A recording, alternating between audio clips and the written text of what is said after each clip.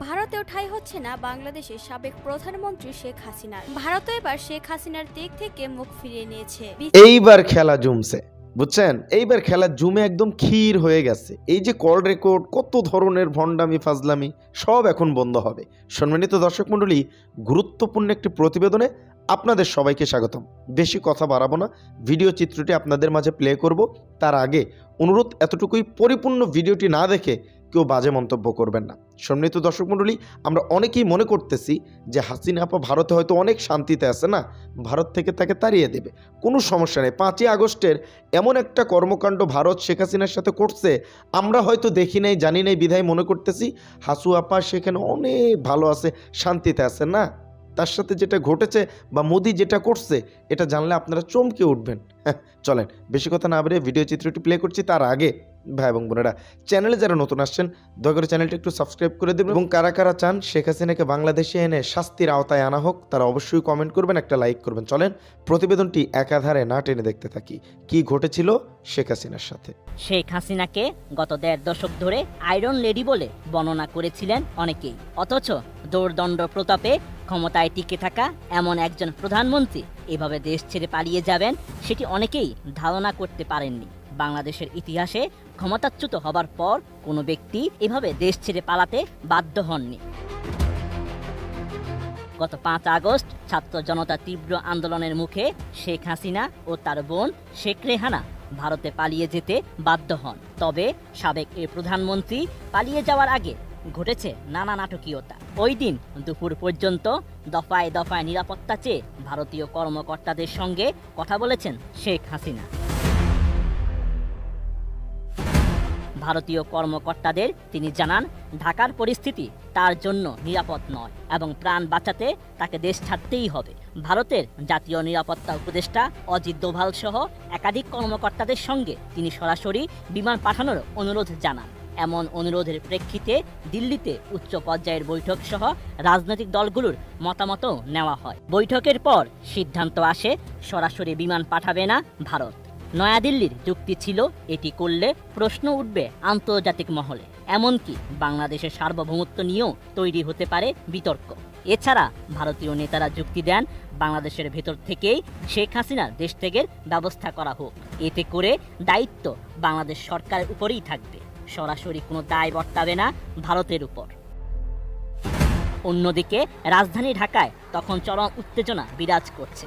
সেনাবাহিনী ও জনতার চাপ সামলানো কঠিন হয়ে পড়ে। পরিস্থিতি মোকাবেলায় বড় ধরনের প্রাণহানির আশঙ্কা দেখা দেয়। সেনা কর্মকর্তারা শেষ পর্যন্ত সিদ্ধান্ত নেন শেখ হাসিনাকে নিরাপদে দেশ ত্যাগ করতে দেওয়া হবে। জেনারেল ওয়াকারুজ্জামানের নেতৃত্বে সেনা কর্মকর্তারা শেখ হাসিনার জন্য বিমানের ব্যবস্থা করেন। এর মাধ্যমে তাকে দ্রুত দিল্লি পাঠানো হয়। বিশ্লেষকরা বলছেন, ভবিষ্যৎ রাজনীতির কথা ভেবেই এই সিদ্ধান্ত নিয়েছে মোদির সরকার। একটি দেশ থেকে তৃতীয় আরেকটি দেশ ক্ষমতাচ্যুত কোনো প্রধানমন্ত্রীকে নিরাপত্তার নামে উদ্ধার করলে দেশটির স্বাধীনতা ও সার্বভৌমত্ব নিয়েই প্রশ্ন উঠবে। এমনিতেই বাংলাদেশের মানুষ ভারত বিরোধী। এছাড়া ভারত প্রমাণ করতে চেয়েছিল বাংলাদেশই তাদের প্রধানমন্ত্রীকে পুশ করেছে। এভাবে কূটনৈতিক জটিলতা এবং অভ্যন্তরীণ রাজনৈতিক উত্তেজনার মধ্য দিয়ে দিল্লিতে পৌঁছান শেখ হাসিনা। তবে ভারতের বিমানের অনুপস্থিতি এবং তাদের সিদ্ধান্ত নিয়ে আলোচনা এখনও থামেনি। এটি কি শুধুই কূটনৈতিক কৌশল, নাকি আরও গভীর কোনো রাজনীতির অংশ, রয়ে গেছে প্রশ্ন।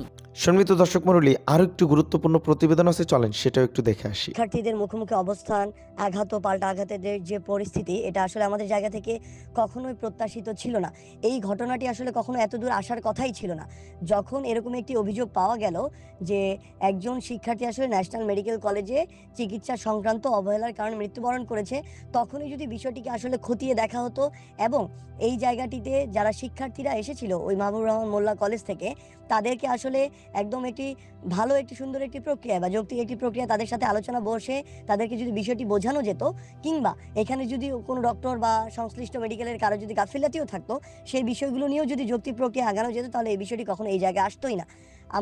আমার জায়গা থেকে আমার যে বিষয়টি সবচেয়ে গুরুত্বপূর্ণ মনে হয় সেটি হচ্ছে যে সেখানে যে বিষয়টি হয়েছে, আমরা যতটুকু শুনেছি যে ওই মেডিকেল কলেজ স্থানীয় কিছু নেতৃবৃন্দ কিংবা ছেলেপেলেদেরকে দিয়ে সেই মাহবুবুর রহমান মোল্লা কলেজের শিক্ষার্থীদেরকে সেখান থেকে প্রতিহত করার চেষ্টা করেছে।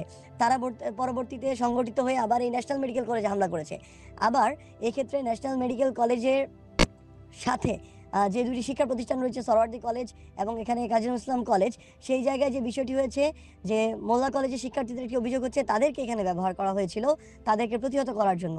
তারা এসে এই শিক্ষা প্রতিষ্ঠান দুটিতে হামলা করে এবং পরবর্তীতে আমরা দেখলাম যে এই দুটি শিক্ষা প্রতিষ্ঠানের শিক্ষার্থীরা সেখানে গিয়ে আবার নৃশংস হামলা চালিয়েছে, যেখানে আমরা বিভিন্ন ভিডিও ফুটেজ বা বিভিন্ন ছবিতে দেখতে পাচ্ছি শিক্ষার্থীদের সাথে একটি নির্দিষ্ট সন্ত্রাসী কিছু কার্যক্রম করছে এমন কিছু লোকজন রয়েছে যাদের বয়সের মধ্যে, চেহারার মধ্যে কোনো শিক্ষার্থীদের ছাপ নেই।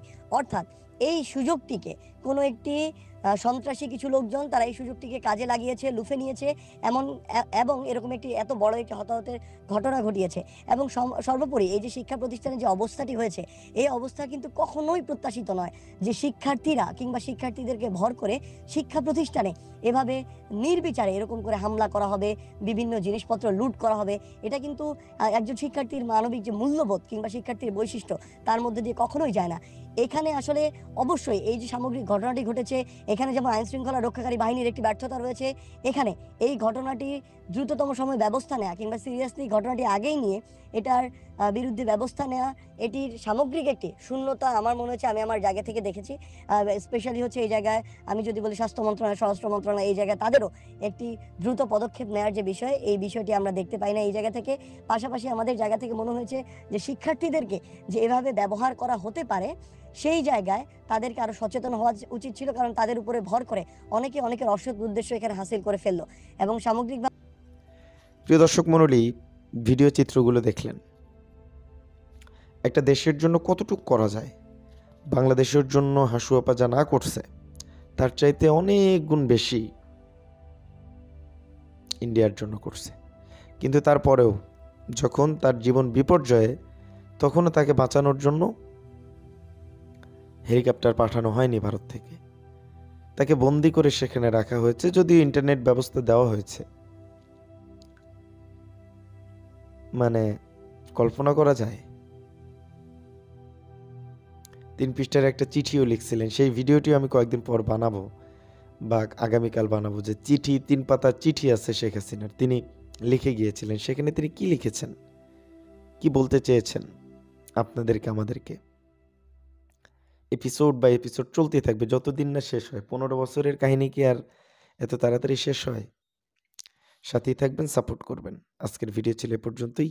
দেখা হচ্ছে পরবর্তী অন্য কোনো ভিডিওতে। সে পর্যন্ত সকলে ভালো থাকবেন, সুস্থ থাকবেন। আসসালামু আলাইকুম ওয়া রাহমাতুল্লাহি ওয়া বারাকাতুহু।